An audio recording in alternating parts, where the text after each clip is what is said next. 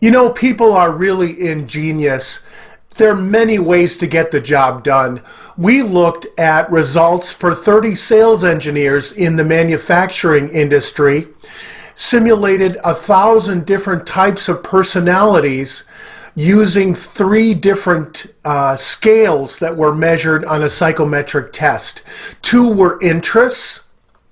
The first one was financial administrative interest, the second was people service, and then the third most predictive scale was a behavioral trait called attitude.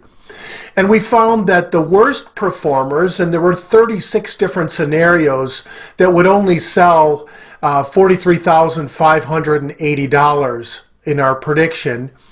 And the best group, there were 100 different scenarios out of the 1,000 that would sell at the highest level, over almost $83,000 a month. The average prediction and average sales per month was just over 61,000. So you can see that we have 2 different personality types. You would have higher financial administrative interest from 2 to 10, higher people service 7 to 10, and very high attitude. And that would be a losing profile, or the losing profiles, that's their commonality.